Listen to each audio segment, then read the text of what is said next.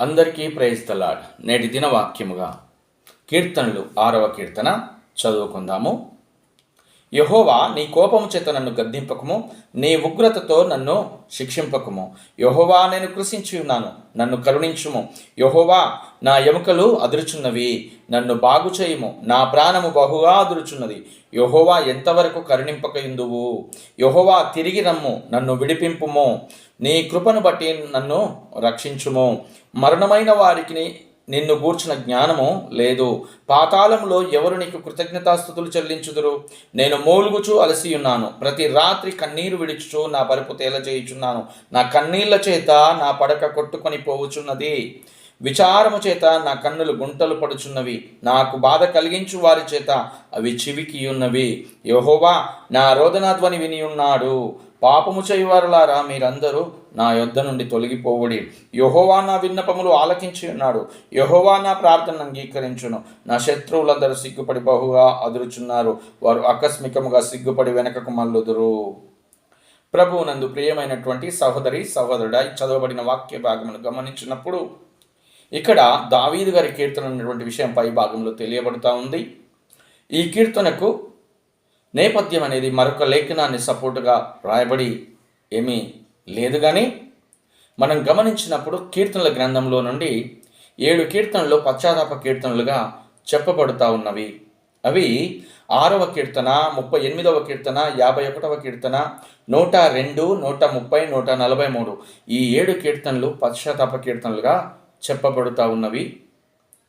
మనం గమనిస్తూ ఉన్నప్పుడు ఇక్కడ దావీదు గారి యొక్క జీవితంలో ఆయన దేవుని ఎదుట పశ్చాత్తాపడుతున్నటువంటి సందర్భాన్ని లేదా ఆ మాటల్ని మనము చూస్తూ ఉన్నాము. మనం జాగ్రత్తగా గమనించినప్పుడు మొదటి 4 వచనాల్లో ఆయన ఒక మాటను ప్రత్యేకంగా చెప్తా ఉన్నారు. యెహోవా, తిరిగి రమ్ము, నన్ను విడిపింపుము. నీ కృపను బట్టి నన్ను రక్షించుము అన్నటువంటి మాట.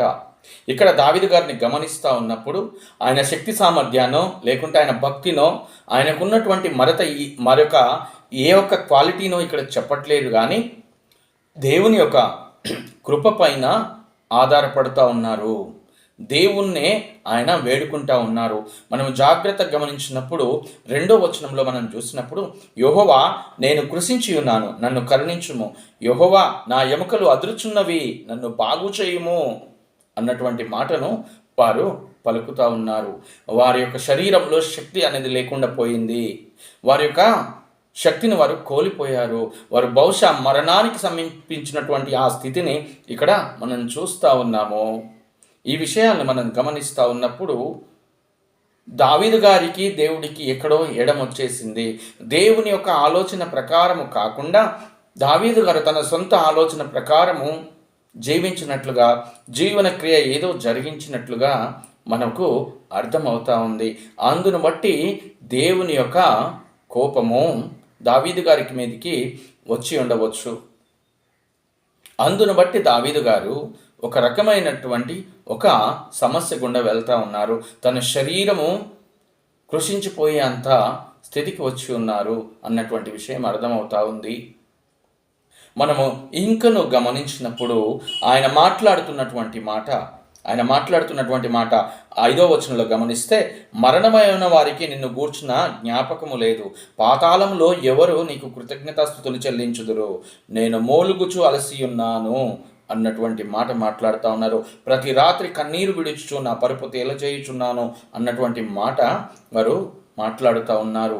అంటే పాతాళ లోకంలో ఎవరు నీకు స్తుతిస్తారు? ఒకవేళ నేను మరణమైతే గనక దానివల్ల నీకు వచ్చే ప్రయోజనం ఏముంది దేవా? నీకు వచ్చే ప్రయోజనం ఏముంది? నన్ను తిరిగి వచ్చి నన్ను కరుణించి నన్ను గనక బ్రతికిస్తే నీకు సాక్షిగా, నీకు కృతజ్ఞనిగా నేను జీవిస్తానయ్యా అన్నటువంటి ఒక భక్తిభావాన్ని, ఒక ఒప్పుకోలును, ఒక నిశ్చయితకు దావీదు గారు ఇక్కడ వచ్చి ఉన్నారు. మనం ఇంకనూ గమనించినప్పుడు మనం చూస్తే గనక 7వ వచనంలో, విచారణ చేత నా కన్నులు గుంటలు పడుచున్నవి, నాకు బాధ కలిగించు వారి చేత అవి చివికి ఉన్నవి అని మాట్లాడుతూ ఉన్నారు. వారికి ఉన్నటువంటి వేదనను బట్టి, బాధను బట్టి, వారికి ఉన్నటువంటి ఒక శక్తిహీనతను బట్టి వారు కోల్పోయినటువంటి ఆ యొక్క శరీర బలహీనతను బట్టి వారు శరీరం అంతా కృషించిపోయింది వారికి. అందుని బట్టి వారు బాధపడుతూ ఉన్నారు.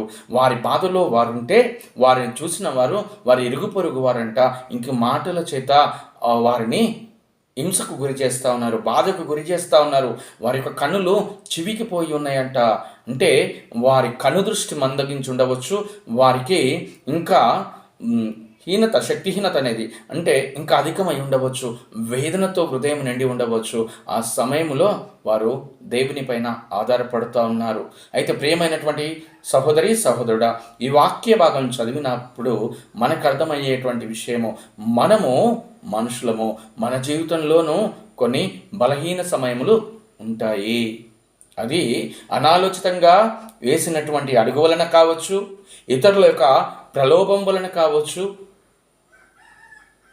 ఏ రీతిగానైనా అవ్వచ్చు, ఎందువలన అయినా ఉండవచ్చు.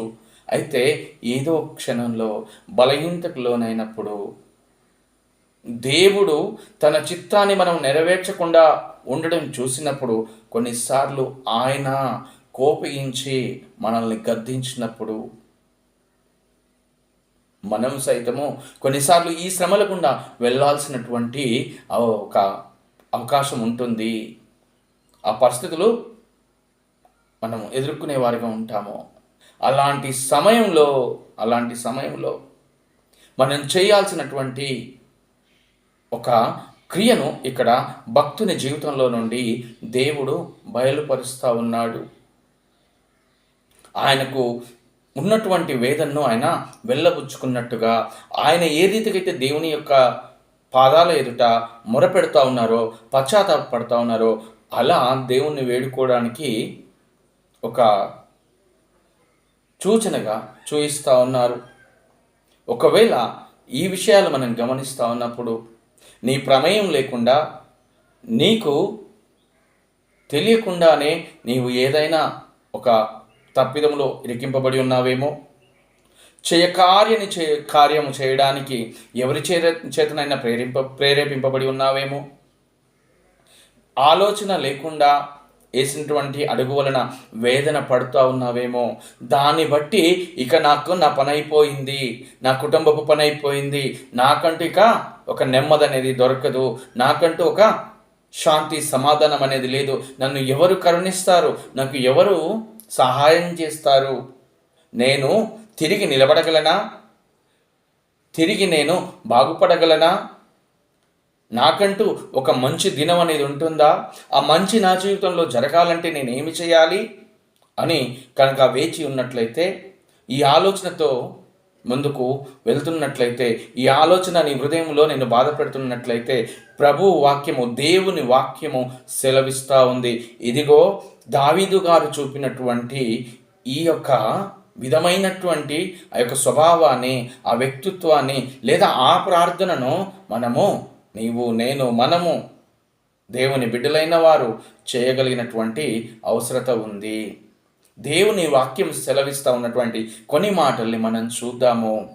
దావీదు గారు దేవుని చెంతకు వచ్చినటువంటి ఆ యొక్క నమ్మకం ఏంటి అన్నటువంటి విషయాన్ని మనం చూద్దాము. హోషేయ గ్రంథము 6వ అధ్యాయాన్ని మనం గమనించినప్పుడు అక్కడ కొన్ని మాటలు ఉన్నాయి. ఆ మాటల్ని గమనిద్దాము. 6వ అధ్యాయము 1వ వచనము, మనము యెహోవా యొద్దకు మరలుదము రండి, ఆయన మనలను చీల్చివేసెను, ఆయనే మనలను స్వస్థపరచును, ఆయన మనలను కొట్టెను, ఆయనే మనలను బాగు చేయను, దండించిన వాడే తిరిగి నెమ్మదిని దయచేస్తాడు అన్నటువంటి విషయము ఇశ్రాయేలు ప్రజలను ఉద్దేశించి ప్రవక్త అయినటువంటి హోషేయ గారు మాట్లాడుతున్న మాటలు ఇవి. దేవునికి అయిష్టమైన కార్యము జరిగిస్తూ ఇష్టానుసారంగా బ్రతికినటువంటి ఇశ్రాయేలు ప్రజలు వారి పరిస్థితులు బాగలేకుండా వారు వెళ్ళినప్పుడు ప్రవక్తలైన వారు, దేవుని చేత వాడబడిన వారు వారిని పురిగొల్పుతూ మరొకసారి దేవుని మాటను వారికి తెలియజేస్తున్నటువంటి విషయం ఇక్కడ ఉంది. ఆయనే కొట్టాడు, ఆయనే చీల్చివేశాడు, ఆయనే బాగు చేస్తాడు. ఏమి చేయాలంటే ఆయన వైపు మళ్ళాలి. అయితే ఇక్కడ మనం గమనిస్తూ ఉన్నప్పుడు దేవుడు ఇస్తున్నటువంటి హోపు, ఆయన వైపు తిరిగి రమ్మంటా ఉన్నాడు. ఆయనను గుర్తెరగమంటా ఉన్నాడు. ఆయన సన్నిధికి రమ్మంటా ఉన్నాడు. ఎప్పుడు ఎలా రావాలంటే దావీదు గారు ఒక మార్గాన్ని లేదా ఒక మాదిరిని చూపించారు. దావీదు గారు తన స్వశక్తిని, స్వంత నీతిని, తన శక్తి సామర్థ్యాలను ఆధారం చేసుకోలేదు. నేను ఫలానా కాబట్టి నన్ను కరుణించు అనలేదు. నేను ఫలానా కాబట్టి నా కార్యం చేయమనలేదు. దేవా, నీ కృపను బట్టి నన్ను కరుణించు అని దావీదు గారు పశ్చాత్తాపడుతూ ఉన్నారు. దేవుని కృపను బట్టి దేవుడు మాత్రమే మనకు చేయగలడని మనము దేవుని చెంత ఈ రీతిగా మొరపెట్టగలవారమై ఉండాలి. దేవుని యందు ప్రియమైనటువంటి సహోదరి, సహోదరుడా, నీ పట్ల దేవుడు కార్యం చేయాలనుకుంటా ఉన్నాడు. నీ కుటుంబం పట్ల దేవుడు కార్యం చేయాలనుకుంటా ఉన్నాడు. ఎందును బట్టి నువ్వు కృషించిపోతున్నావో, ఏ విషయమును బట్టి నీ కుటుంబం సతమతం అవుతుందో, ఏ విషయమును బట్టి నీ జీవితంలో నలిగిపోతా ఉన్నావు, అయితే ఆ నలిగిపోతున్నటువంటి ఆ స్థితిలో, దిక్కుతోచని స్థితిలో ఉన్నట్లయితే నీకు దిక్కై ఉన్నటువంటి దేవుడు చెబుతున్నమాట, ఆయన ప్రేమ కలిగి చెబుతున్నమాట, తిరిగి రమ్మంటా ఉన్నాడు. తిరిగి రమ్మంటా ఉన్నాడు. తిరిగి రావడానికి నిన్ను నువ్వు సిద్ధం చేసుకోమంటా ఉన్నాడు. ఇంకా మనము గమనించినప్పుడు అక్కడ ఇంకొన్ని విషయాలు గమనించినప్పుడు దావీదు గారు వారి యొక్క అనుభవంలో నుండి, వారి యొక్క బాధల్లో వారు చేసినటువంటి ప్రార్థన మనం గమనిస్తే 30వ కీర్తన 9-10 వచనాలు, మన్ను నిన్ను స్తుతించునా, నీ సత్యమును గూర్చి అది వివరించునా అని మాట్లాడుతూ ఉన్నారు. ఒకవేళ నేను మరణమవుతే, ఒకవేళ నేను గతించిపోతే మన్ను నిన్ను స్తుతిస్తుందా, అది నీ సత్యాన్ని వివరిస్తుందా? నన్ను బ్రతికించయ్యా, నన్ను కరుణించయ్యా, నా కృపను చూపయ్యా, నీవు నీ సత్యాన్ని, నీ యొక్క నిత్యమైనటువంటి యొక్క రక్షణ వాక్యాన్ని లేదా నీ నామాన్ని నేను ప్రచురం చేస్తాను అన్నటువంటి ఒక నిశ్చయతకు దావీదు గారు వచ్చి ఉన్నారు. ఈ అనుభవాన్ని మనం చూస్తాము. అయితే ప్రభువు లేదా దేవుడు నీ నుండి ఒక గొప్ప కార్యము చేయదలిచి ఉన్నాడేమో, దేవుడు గొప్ప కార్యం చేయాలని ఆశిస్తూ ఉన్నాడేమో, నిన్ను ప్రేమించి మరలా తిరిగి రమ్మని పిలుస్తూ ఉన్నాడు. ఈ విషయాన్ని గమనించాల్సిందిగా ప్రభువు కోరుతా ఉన్నాడు. మనం ఇంకను గమనించినప్పుడు దేవుడి మీద ఆధారపడినటువంటి దావీదు గారు వెళ్ళబుచ్చుతున్నటువంటి ఒక హోపును, ఒక నిరీక్షణను, ఒక నమ్మకాన్ని మనం చూస్తాము. ఆ విషయాన్ని మనం గమనిద్దాం ఒకసారి. ఆ విషయాన్ని చూసినప్పుడు 8వ వచనం నుండి ఆయన మాట్లాడుతూ ఉన్నారు. యెహోవా నా రోదన ధ్వని విని ఉన్నాడు, పాపము చేయువారులారా మీరందరూ నా యుద్ధ నుండి తొలగిపోవుడి. యెహోవా నా విన్నపము ఆలకించి ఉన్నాడు, యెహోవా నా ప్రార్థన అంగీకరించును. నా శత్రువులందరూ సిగ్గుపడి బహుగా అదురుచున్నారు, ఆకస్మికముగా సిగ్గుపడి వెనుకకు మల్లుదురు. ఆయన అనుకోని రీతిగా అడుగేసి ఉన్నాడు. అందును బట్టి దేవుని కోపం చేత శిక్షను అనుభవిస్తున్నాడు. కానీ ఆయనకు ఒక నమ్మకం ఉంది, తిరిగి నా దేవుడు నాకు కార్యం చేస్తాడని, దేవుడు నన్ను స్వస్థపరుస్తాడని. దేవుడు స్వస్థపరిచినప్పుడు, నన్ను దేవుడు నిలబెట్టినప్పుడు ఎవరైతే నన్ను చూసి హేళన చేస్తూ ఉన్నారో, ఎవరైతే నా స్థితిని చూసి హేళన చేస్తూ ఉన్నారో, నన్ను ఏలెత్తి చూపుతున్నారో వారు సిగ్గుపడతారు. ఖచ్చితంగా శత్రువులు సిగ్గుపడే విధంగా నా దేవుడు తిరిగి నన్ను నిలబెడతాడు అన్నటువంటి ఒక మంచి విశ్వాసమును ఆయన వెళ్ళబుచ్చుతా ఉన్నారు, ఆ నమ్మకాన్ని వెళ్ళబుచ్చుతా ఉన్నారు.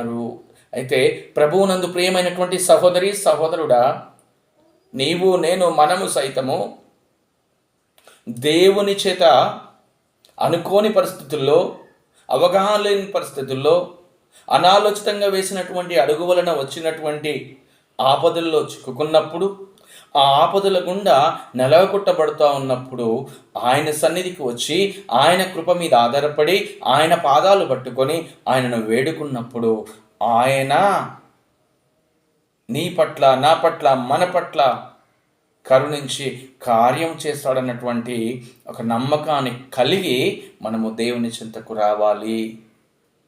అటు నమ్మకం కలిగి దేవుని చెంతకు వస్తున్న నీకు దేవుడు ఖచ్చితంగా మేలు జరిగిస్తాడు. దేవుడు ఖచ్చితంగా ఒక స్థితిలోనికి నిన్ను నడిపిస్తాడు, ఒక దీవెనకరమైన పరిస్థితిని నీకు అనుగ్రహిస్తాడు అన్నటువంటి ఒక నమ్మకం కలిగి దేవుని పాదాల చెంతకు తిరిగి రావాల్సిందిగా ప్రభువు పేరిట మనవి. పడిపోయిన వాడు పోత పోత దారిన పడిపోయినటువంటి వ్యక్తి పడిన చోటనే నిలుచుంటే తను చేరాల్సినటువంటి గమ్యానికి చేరలేడు. అలాగే ఈ జీవన ప్రయాణంలో, ఈ భక్తి జీవితంలో ఈ ప్రయాణం చేస్తూ ఉన్నప్పుడు ఒక తటస్థమైనటువంటి ఒక స్థితి వచ్చినప్పుడు, ఒక పరిస్థితి వచ్చినప్పుడు అక్కడ పడిపోయావు, కానీ అక్కడే నిలిచి ఉండకూడదు, అక్కడే పడిపోయి ఉండకూడదు. అటు నుంచి లేచి తిరిగి ప్రయాణం ప్రారంభించాలి. తిరిగి నీ గమ్యానికి నీవు చేరాలి. నీవు చేరి నిన్ను చేర్చినటువంటి దేవునికి సాక్షివై జీవించాలని ప్రభువు లేదా దేవుడు ఉద్దేశించి ఉన్నాడు. ఇదిగో మనకు మరికొన్ని మాటలు చూసినప్పుడు మరొక స్పష్టమైన కొన్ని విషయాలు తెలియబడతా ఉన్నాయి. అవి మనం చూద్దాం ఒకసారి. మనము మార్కు సువార్త 11వ అధ్యాయము 24వ వచనాన్ని గమనిస్తే, అందుచేత ప్రార్థన చేయనప్పుడు మీరు అడుగుచున్న వాటి నెలను పొంది ఉన్నామని నమ్ముడి, అప్పుడు అవి మీకు కలుగునని మీతో చెప్పుచున్నాను. దేవుని దగ్గర మొరపెట్టినప్పుడు, దేవుని ఆధీనంలోనికి వచ్చినప్పుడు, దేవుణ్ణి అడుగుతా ఉన్నప్పుడు దేవుడు మనకు అనుగ్రహిస్తాడు అన్నటువంటి విశ్వాసం కలిగి ప్రార్థన చేయాలి. నీకు కావలసినటువంటి మనశ్శాంతి, నెమ్మది, ఆరోగ్యము ఆయన తిరిగి ఇస్తాడని నమ్మి ఆయనకు ప్రార్థన చేయమంటా ఉన్నాడు. మనము ఇంకను స్పష్టంగా గమనించినప్పుడు 1 యోహాను పత్రిక 5వ అధ్యాయము 13-14 వచనాల్లో గమనిస్తే అక్కడ మరికొన్ని మాటలు ఉన్నాయి. ఆ మాటలు మనం చూద్దాము. 1 యోహాను పత్రిక 5వ అధ్యాయము 14-15 వచనాల్లో, ఆయనను బట్టి మనకు కలిగిన ధైర్యం ఏదనగా, ఆయన చిత్తానుసారంగా మనం ఏది అడిగినను ఆయన మన మనవి ఆలకించునన్నదియే. మనమేమి అడిగినను ఆయన మన మనవి ఆలకించునని మనం ఎరిగిన ఎడల మనం ఆయనను వేడుకొనినవి మనకు కలిగినవని ఎరుగుదుము. ఆయన చిత్తానుసారముగా, ఆయన మాట చొప్పున, ఆయన కరుణ చొప్పున మనం అడగాలి. ఆయన మీద ఆధారపడాలి. ఖచ్చితంగా ఆయన మేలు చేస్తాడు. అది మనకున్నటువంటి నమ్మకము. మన పితరులు అపోస్తులు విశ్వాసమును ముందు కొనసాగించిన వారు, ఈ విశ్వాసమును ఆధారం చేసుకొని బ్రతికిన వారు ఇస్తున్నటువంటి సాక్ష్యము. ప్రభువునందు ప్రియమైనటువంటి సహోదరి సహోదరుడా, పడిపోయిన చోట ఉండడము దేవుని చిత్తం కాదు. తిరిగి నీ పరుగును తుదముట్టించడము, నీ గమ్యానికి చేరడము, నిన్ను గమ్యానికి చేర్చిన దేవుని గురించి నీవు సాక్షిగా జీవించడము ఆయన ఉద్దేశమై ఉన్నది. కనుక తిరిగి లేచి నీ పరుగును తుదముట్టించు, నీ ప్రయాణాన్ని ప్రారంభించు. దేవుడు నీ పట్ల కలిగి ఉన్నటువంటి ఉద్దేశం ఏమిటో గుర్తు ఎరిగి ఆయన పాదాల చెంత మోకరిల్లి ముందుకు సాగమంటా ఉన్నాడు. అట్టి కృప దేవుడు మనకు చూపులాగున మన హృదయము దేవుని చేతిలో పెట్టి ప్రార్థన చేసుకుందాము. 2 నిమిషాలు ప్రార్థన చేసుకుందాము. పరిశుద్ధుడా మా రాజా, యేసునాథని వందనాలు. విత్తబడిన వాక్యమును తండ్రి ప్రభువా, అయా మా జీవితాల్లో ప్రభ ఫలింపు చేయండి. తిరిగి ప్రభ లేచి ప్రభువా, అయా తండ్రి నీ ఉద్దేశమునకు సమీపంగా జీవించి, అయా తండ్రి నీకు సాక్షులుగా జీవించగలిగినటువంటి ప్రభువా నా తండ్రి ప్రభ, ఆ ఆత్మీయ స్థితిని ప్రభ, అయా తండ్రి ఆ నడిపింపును మాకు దయచేయమని యేసుక్రీస్తు పుణ్యనామమున అడిగి వేడుకుంటున్నాం తండ్రి. ఆమేన్, ఆమేన్. అందరికీ ప్రైజ్ ది లార్డ్.